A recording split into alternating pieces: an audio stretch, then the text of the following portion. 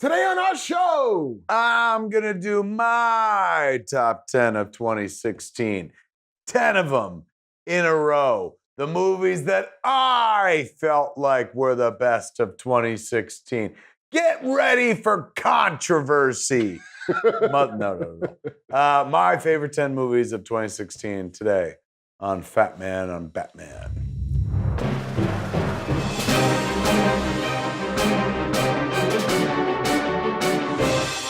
Welcome to Fat Man on Batman. I'm Kevin Smith. I'm Marc Bernardin. Is this a bat? That's kind of a bat. This is mine. That was your bat? It's some kind of dove, maybe? Yeah. Doves cry? Making love like a dove, Yeah. motherfucker. Woo! This is it. How can you just leave me standing If you put a cheek in and each making palm, a and then- real quick bat dance? Dove to bat.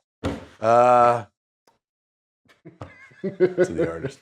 Okay, welcome back to Fat Man on Batman. And it's a brand new year, 2017. It is. When last we left, I believe Marc gave you his top 10 of 2016. I did indeed. I have now put together my top 10 of 2016. I've been waiting with bated breath. They're not going to be necessarily in order. Does that matter? Nah. How about just the 10 The 10. of 2016? Scramble at your leisure. Yeah, I don't know if I want to put them in a pecking order necessarily. Because, it's that they all made it on the list at all is something. It's an honor just to be nominated. You know what I'm saying? To be Top venerated. the 10.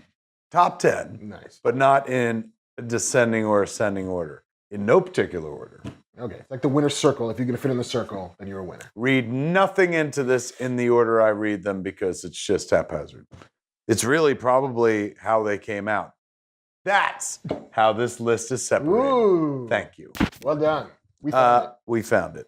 This list is my favorite 10 movies of 2016 from when they came out. So, Chronological order. thank you. That is the word I'm looking for, but I baked myself into a place where some of those words just, I can't remember them. They're out of reach. To a vocabulary stupor. Yes. That's some good shit when you could smoke away the 50 cent words. All right, here we go. Going back to February. Back in February. Or was it January? Thank you. Look Old at school. You. Go Dropping them. ahead. No, I'm not going to steal your fucking thunder. You couldn't if you tried. Not at all. No, because I'm a talker. They tell me. For a guy who used to play silent pop, you should talk a lot. Irony. Isn't that ironic? Yeah. Should think. That word. Thank you. Well done. Deadpool. What? Come on. This movie's amazing. You heard us blow it all year. Show 'em blowjob. Thank you. All year long, you heard us blow this movie. This fucking kid, Tim Miller, this wonderkin, He's 20-something years old. got to be an 18-year-old young buck, first-time filmmaker. Tim Miller did an amazing job. Ryan Reynolds did an amazing job. The screenwriters did an amazing Warnick job. and Reese. Who are up for award? Like they were up for. Yeah. Darn it! Yeah, the Golden Globes, it was nominated for Best Picture in the musical or comedy category. We're a dick hair away from the announcements for the Academy Awards. I'm sure they're going to get nominated for original screenplay or adapted screenplay because it's coming from a comic book. Yeah, it would be adapted. Either way, they get a nomination. And I think there's a real shot of it getting a Best Picture nomination. Could they still do 10? They still do 10. That would be amazing. Could you imagine? Could you imagine how good this movie is? So, I don't have to tell you. We've all seen it by now. And it would be the first comic book movie since The Dark Knight to be nominated for a Best Picture Academy Award. Please. Look, this country elected Trump. Please give us Deadpool as Best Picture. Please. Are you kidding me? That'd be amazing. Okay. All right. That was Next the one. first. That was the one that came out in February. Also coming out in February. And I couldn't believe it was on your list because I was like, that happened this year? Zootopia. Yes. What a beautiful movie. This movie still makes me cry. Two of the best performances all year. Jason Bateman was phenomenal. Jennifer Goodwin, phenomenal. They came through in those performances and they're fucking cartoons. Hats off to the animators, the directors, the writers. It's such a fucking wonderfully human movie. Oh, I get chills, douche chills in my fucking rectum thinking about how much I love Zootopia. Tell that to a 6-year-old. What's a douche chill? Mom, what did the fat man say? So I don't have to blow it anymore. Zootopia is fucking phenomenal and funny, legit funny. No arguments here. Yeah. Oh God, so good. Okay. Quabbly. This came out in, I gotta figure, May. Civil War. Captain America, Trace, Civil War. What more needs to be said than that airport sequence? That Marvel kids. I'm not saying anything new here. Marvel knows how to make you feel like you did when you first read a comic book. If you're old, fucking middle-aged men like us. Imagine being a kid sitting in a movie theater and watching fucking Ant-Man go to, or wherever he pressed the button. It was in the hands, isn't it? He goes, he has to press the two of them. Yeah. Whatever the fuck, whatever he pressed.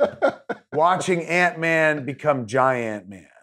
Watching him go, ho, ho, ho, ho, ho, ho, holding on to, come on.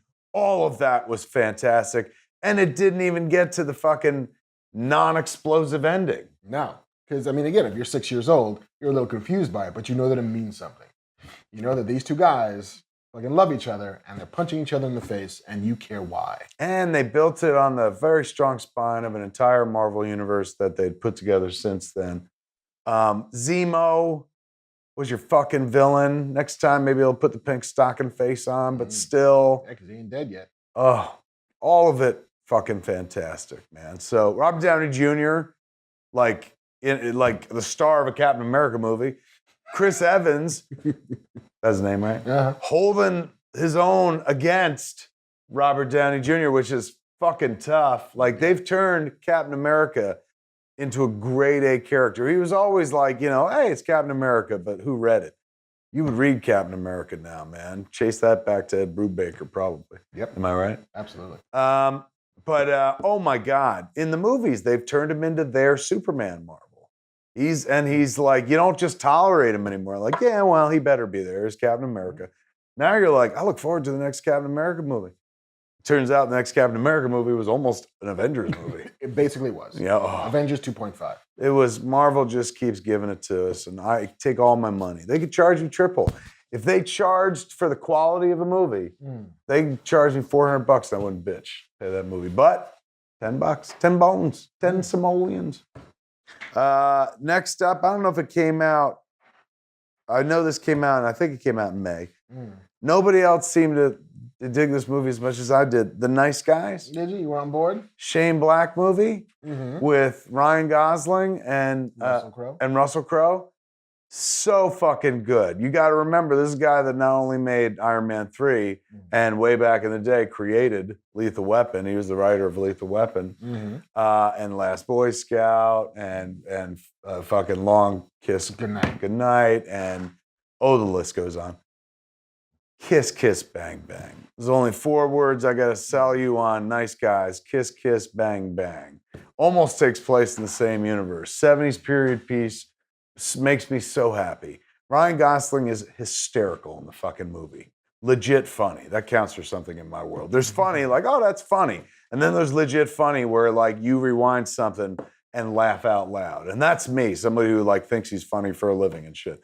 So if I see something, I'm like, that's fucking hysterical. He did like an Abbott and Costello kind of spit take next to a dead body in a scene, spoilers. That was just flat out phenomenal. He's funny, that guy. And like physical humor. Very physical humor.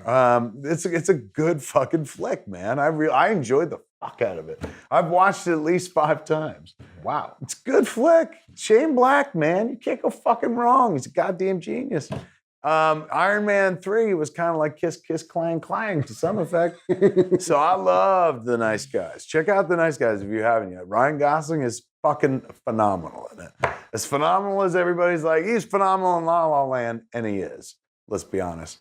He's equally, in my money, as phenomenal in The Nice Guys. Okay. It's not a showy part. He doesn't get to dance as much, but He doesn't get to scream like a girl a lot. fucking funny. Well, yeah, he does that. He's But got a good girlish scream. I'm telling you, he's funny. It's a funny movie, and he's really funny. All right.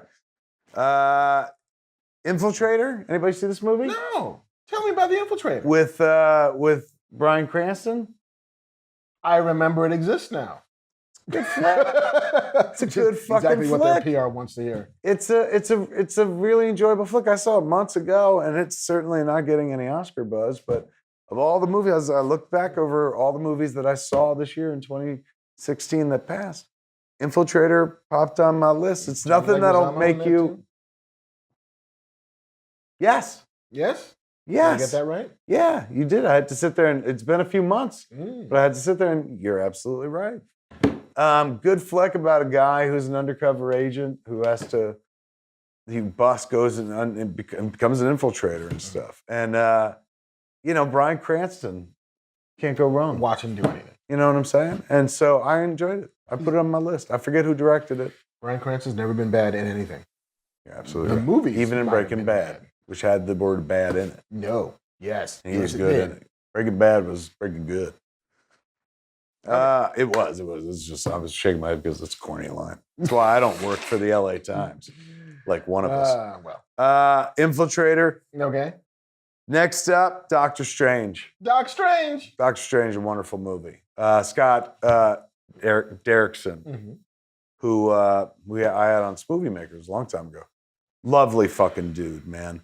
Hell of a filmmaker. Did the Exorcism of Emily Rose, Sinister. He did that, and he worked big budget. He did The Day the Earth Stood Still. Who worked with Keanu. But this movie is just magic, and I'm not even trying to be fucking punny and shit.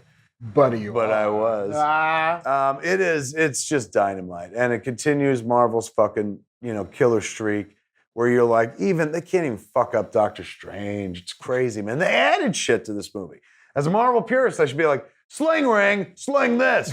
But instead, I was just like, that's what's been missing. There you go, fucking sling ring.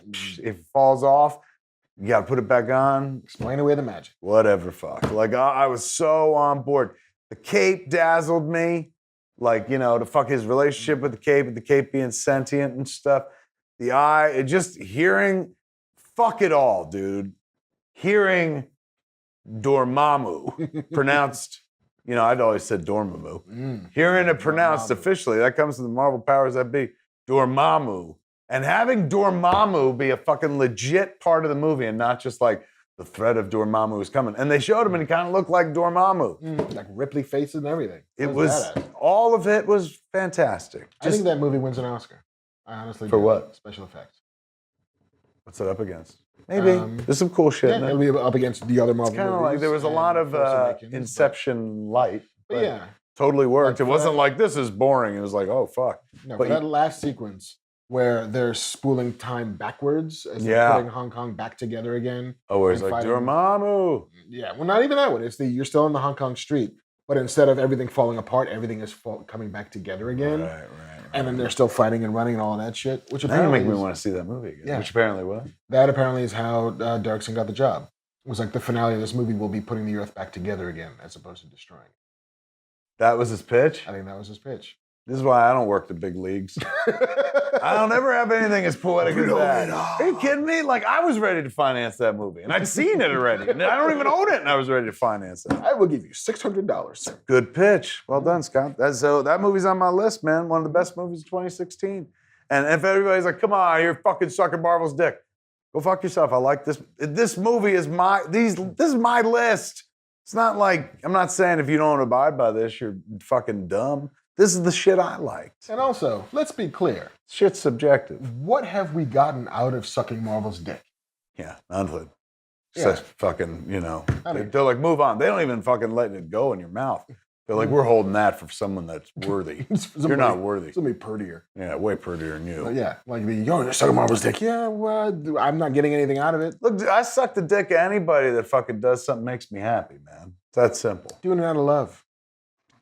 Take that out of context, but all over. I'm sucking dick out of love, you guys. Wonderful movie. I saw it in the theater. Saw it in 40X. Fucking magical experience. There's snow when it snowed. That's kind of awesome. You know what I'm saying? Like, amongst other things. It was just it was cool. But that didn't even, like, the movie by itself is just cool fucking experience. It's a good time.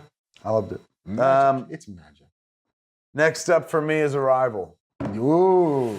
It's a fucking movie. I maintain that this better win screenplay. Best was It'll adapted. be adapted, yeah. So it's up against maybe Deadpool. Maybe Deadpool up against Moonlight. Moonlight's adapted from what? From a play. Okay. Moonlight could be tough to beat. Yeah. But Arrival, fuck, dude. It's so good. One of the greatest screenplays ever shot, and I think that director, Denis Villeneuve, is a fantastic genius. Like, I've loved every movie he's made so far. This, though, is, you know, a quantum leap forward. And that's not saying he was an idiot before and now he's a good guy. It's just like, this is next level shit. This is a beautiful, beautiful movie that they give you everything they said they were going to give you in the trailer. It is an alien movie. Yep. Like, aliens come to Earth. It's about so much more. And you're so delighted at the end of the day that it's not just a simple, like, aliens are here in weird ships. What do we do?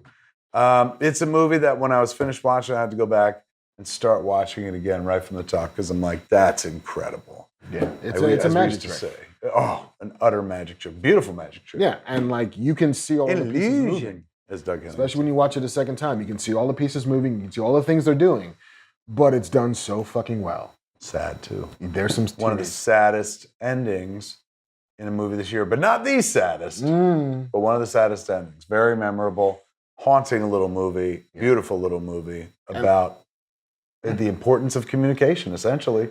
Knowing how to communicate even with things that don't speak your language. It's the only way they could save the world is by learning a language. This is a movie that, like, prizes, you know, most alien movies, it's like, we got to blow them out of the sky, strength, power, guns, USA. This is a movie where it's just like, I have to learn a language or else the whole world's going to die one day. Yeah, like there's a world in which get rewarded. There's this shitty after-school special version of this where it's just, the key to saving the world is learning how to talk to each other, learning how to empathize with each other, learning how to share with each other. Like the lessons are very basic, but it's done in such a way that you're like, bring it. It's like Zootopia, you know? Totally. It's like there's simple lessons in Zootopia, but you're happy that they're there. You're like, oh my God, somebody bothered in this fucking entertainment, which we're all going to go see anyway because it's fucking Disney, and fucking they're like, Disney, you better fucking go. But they put something a little extra in where you're like, oh shit, somebody gives a fuck. Yeah. They're working Pixar level shit even though this wasn't a Pixar movie. But that first 10 minutes reminded me of Up. What? Of Arrival. Yeah. The like, oh, we're going to see the story of this little life and this tragedy in this little life. Yes. And it's going to start happy and it's going to start fun and we're going to be like playing in the wilderness and smiles and chipper. You have no idea where you are through most of the journey. Yeah. And then you're just like, oh, fuck. And then at a certain point, things start going, what? Do what? And you're like, no. Fantastic. Yeah. Fantastic filmmaking. Next up, let's see. I will kind of shift these around. Ooh, okay. You know, because they all kind of come out around the same time. But I'm going to throw a little love to a movie that I'll be honest with you, I wouldn't imagine it would make my list, but it does make the list because it was one of the most enjoyable movies I saw all year. Gripping. Kept my attention. Great performances across the boards. Nobody else seems to give a fuck. It's got no awards love, and it didn't do much of the box office. But Patriots Day. You like the Patriots Day? I really did, dude. I think Peter Berg's a strong director. Like he did. Right. Remember, he did Friday Night Lights. That's football. And he did like the oil rig movie, Deepwater Horizon, which I wouldn't watch because, like, not for nothing, but like, just oil rig movies are not my thing. You know, although there's always 12 of them a year, and I skip them all. You watched The Fuck Out of the Abyss. I know you did. Don't. This is different. If they had aliens in Deepwater or whatever the fuck, I'd be all over it. And regardless, I think Peter Berg's a great director. There was another movie he did. Lone Survivor. What was that? See, that's the Mark Wahlberg. No, I didn't see that. No. But what did I see other than Friday Night Lights? The superhero movie. Oh, do you do Hancock? He did Hancock, but that's not why I put him on the list. He did something else other than the football movie where I was like, this guy is good. The Rundown with Sean William Scott. right. It's a fun The movie. I'm missing one. Andrew, look up real quick. There's one obvious glaring one I'm leaving out. But Peter Berg is a pretty fucking dope filmmaker, man. And Patriots Day is about events that literally just happened almost a minute ago. 2 years ago, I think. And I thought, 3 years like, ago. you know, what am I going to learn from this movie, man? Like, this just happened. There's stuff I didn't know that they covered. It's a beautiful Boston movie. Like, you know, everybody, Boston's a real romanticized city and whatnot. And we love Boston in the movies. This is no different because they show the like Boston after. And you remember it because it was happening on Twitter. You could see. It was a great representation of the city and its people and how quickly they all acted together and brought, you know, the Zarno, I don't know how to pronounce her name, the two boys in, well, one boy in at the end of the day. But great flick. Like, I really couldn't believe how engrossed I was the whole time. Okay, Collateral? That was his? No. Very Collateral's- Bad Things. That's the Hooker movie, right? Yeah, Collateral is Michael Mann. Yeah. That's right. I mean, Collateral's Michael Mann. I do was love like, that movie, but Collateral's a pretty dope movie. But wait, there was another one on the list. Very you were Bad right. Things. Very Bad Things is his. The Kingdom. That is his. Right. And I like that movie a lot. Jamie Foxx. Right? And it also has Jason Bateman in it from my Zootopia. I'm a Jason Bateman mark. I think I've ever since going back to Silver Spoons when he was friends with the Ricker, and then he had his own show, It's Your Move, and he didn't play the same character, but Totally was. and then he went away for like a long. He was in Teen Wolf 2. Then he like went and lived a real life, and then all of a sudden, Growed up. yeah, and then fucking Arrested Development brought him back. But I'm a mark for fucking Jason Bateman. So The Kingdom, he's wonderful in that. Garner's in that. Who else is in The Kingdom? Fuck, that's a good movie. Yeah, Jamie Foxx is the lead. I'm telling you, man, like Peter Berg's he's the real deal. He's a really good director, I think. I think he's I don't know him personally. I just like his shit. He doesn't get the sort of hosannas as you would think a person like that Yeah, would. no. Like he feels like what used to be called a workman director. Like, what's he do? Comes in, makes a movie, goes away. He's making 2 movies this year. Like, he's just making movies and Making Mark Wahlberg movies. making Mark Wahlberg movies. He and the Mark Wahlberg are in the business. This was honestly like my favorite Mark Wahlberg movie or my favorite Mark Wahlberg appearance in a movie since The Departed. Ooh. He's like enjoyably wonderful in this movie. Playing real close to home. It looks paunchy as well because he's playing a Oh, wait. cop. Yeah, we're supposed to. Like, it's part of the role. Wonderful flick. Go check it out, man. Like, it made it my top 10. Go figure. Okay. Rogue One. What's this picture about? It's a movie that's... Can't even... It's such a good joke. I'm just going to let it hang. Rogue One, we've blown this movie. We did an hour and a half show blowing this movie. So if you want to know my feelings on Rogue One, jump back and rewatch that. But Rogue One is... I've watched it a few times. It holds up. Insanely entertaining movie. Watched it with my wife, and she loved it. Yeah. She was just, and she wouldn't go see it in the theater or anything like that. They sent an Oscar screener, and after Carrie Fisher passed away, she was like, "I want to watch Star Wars." She was real upset, and I was like, "Well, can I convince you to watch Rogue One into Star Wars?" Ooh, the twofer. And so she was like, I hit her in the sweet spot. She loved the movie. Awesome. She's a tough fucking customer. She's like, "Oh my God, this is fun." So Gareth, what's his name? Edwards and co, because it was a real movie by committee. We've learned wonderful, wonderful stuff. Rogue One, awesome. And then finally, of course, my last movie. Although before I reveal my last movie, I will do a honorable mention. Okay. I saw Yoga Hosers and I really liked it. Did you? Look, dude, that movie was made for an audience of 1. And so I saw it, and I liked it. It makes my list. If I had balls, I'd put it in my top 10. I'm just going to give it an honorable mention. Otherwise, everyone's going to delegitimize the rest of my list going, he liked Yoga Hosers.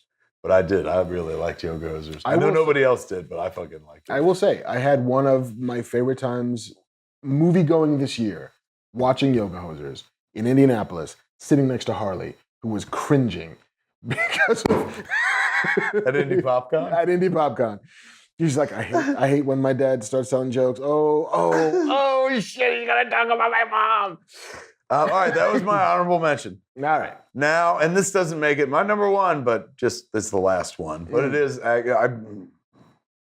It's hard. It's hard. I know what it is because I can. And see I that. don't know if I'm like this was my favorite movie of the year, but I will say this: it may be my favorite last fucking 10 minutes of a movie of the year, and that's tough because Rogue One's Darth Vader appearance is a magical minute of cinema. But La La Land by Damien Chazelle is as good as you've heard. It is beautiful, beautiful storytelling about falling in love. If you liked or tolerated Chasing Amy, this is like 1,000 times better than that with music and dancing and inventive camera work. And it's beautiful. It's everything movies are supposed to be. It's magical. It takes you on a journey.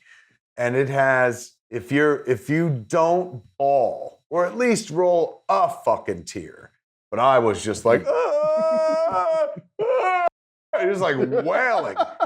If you don't roll a tear during the last 10 minutes of the movie, then you are a fucking replicant, my friend. Like, it is insanely emotional. And the whole journey you go on, to have it brought full circle the way they do, it's breathtaking. It's a fucking magic act. And I wanted to just find Damien Chazelle and beat the fucking shit out of him for that ending, and then hug him and love him, and then hit him some more, and then kiss him and blow him a little. Tell me about finales, George. Oh my God!